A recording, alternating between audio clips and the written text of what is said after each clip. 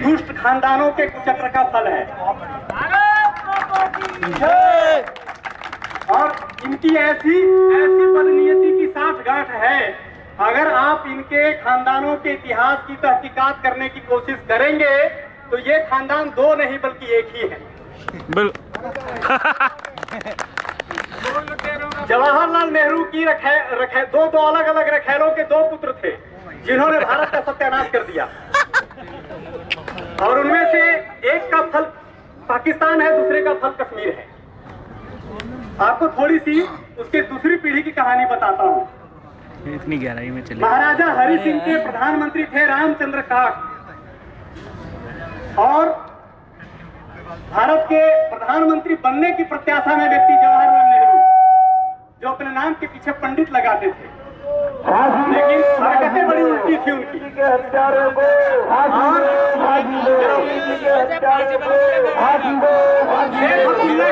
बोलो इन्हें दे देंगे हम जाना है। शेख अब्दुल्ला की पत्नी के दो दलाल थे, रामचंद्र काक और जवाहरलाल नेहरू, ये दोनों की संयुक्त रखेल थी। शेख अब्दुल्ला की पत्नी दोनों में बड़ी राय को लेकर के कि मैं जाऊंगा इसके पास तो मैं जाऊंगा। जब कश्मीर अलग हो गया, कश्मीर अलग होने के पश्चात नेहरू जी ने समझा कि मेरे बाप की वसीयत है कश्मीर। नेहरू जी गए फिर से अब्दुल्ला की पत्नी के पास। रामचंद्र काक ने कहा कि बेटे अब तेरा देश नहीं है, कश्मीर आजाद है, तू कश्मीर नहीं आ सकता। नेहरू ने नहीं माना, गए अंदर। रामचंद्र काक ने अरेस्ट कर दिया। कश्मीर के इतिहास को पढ़ेंगे तो आपको एक घटना मिलेगी। मैं अपनी तरफ से नहीं कह रहा हूँ, ये सरकारी दस्तावेजों में उल्लिखित है। जब रामचंद्र काक ने महिला के संबंध के कारण से प्रतिद्वंद्विता की वजह से उनको अरेस्ट किया तो इसकी खबर महाराजा हरि सिंह को नहीं। लेकिन नेहरू जी ने माना कि हरि सिंह जी ने ये गिरफ्तारी करवाई है और उसका बदला कैसा लिया। उसके बदले की जो परिणति है वो कश्मीर की है। उन्होंने महाराजा से बदला लिया।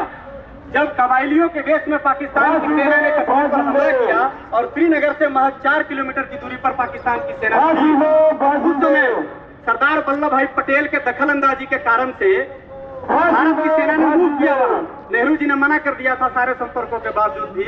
महाराजा हरि सिंह ने कहा कि मैं कश्मीर का भारत में बिना शर्त विलय को तैयार हूँ, लेकिन नेहरू जी ने कहा कि मुझे ये नहीं चाहिए। नेहरू जी के दिमाग में था कि मेरी अरेस्टिंग कराई है। शेख अब्दुल्ला एक ही इशू था।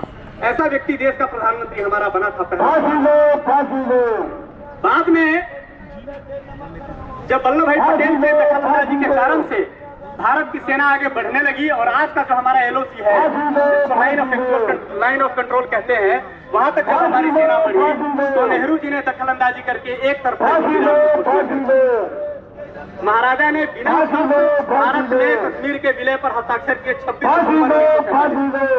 26 अक्टूबर 1947 में भारत ने कश्मीर के विलय के दस्तावेज पर हस्ताक्षर किए। उन्होंने कोई शर्त नहीं रखी, लेकिन नेहरू जी ने शर्त रखी।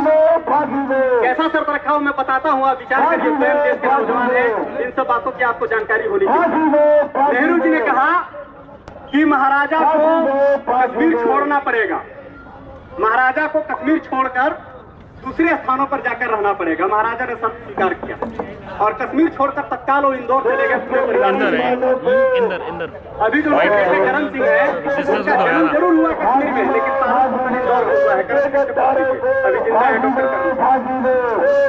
बाद में नेहरू को इंदौर में रहना नहीं सकने लगा, उन्होंने इंदौर से इंदौर भी छोड़ने के लिए कहा। तो अंत में महाराजा हरि सिंह इंदौर छोड़कर मुंबई में बाकी का शेष और कैसे उनका जीवन बीता, कैसे उनका अंत हुआ, गुलामी के अंधेरे में उनका जीवन बीता।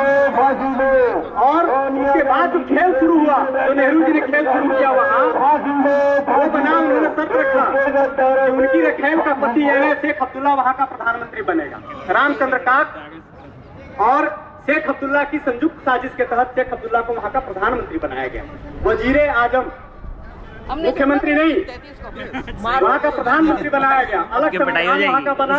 शेख अब्दुल्ला को नेहरू जी ने जब संविधान सभा का गठन हुआ, जब डॉक्टर अंबेडकर संविधान सभा की प्रारूप समिति के अध्यक्ष थे, तो डॉक्टर अंबेडकर के पास भेजा नेहरू जी ने, जाओ कश्मीर के बारे में एक विशेष प्रावधान के लिए डॉक्टर अम्बेडकर को बोलो। देखो जी, सुनो क्या क्योंकि नेहरू जी बहुत डरते थे अम्बेडकर से, नेहरू जी की हिम्मत नहीं होती थी बोलने की।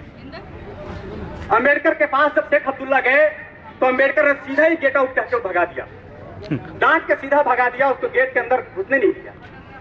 कश्मीर का दोबारा फिर समझा बुझा कर अगले हफ्ते भेजा उनको, फिर से गए शेख अब्दुल्ला डॉक्टर अम्बेडकर से संपर्क करने, फिर से भगा दिया।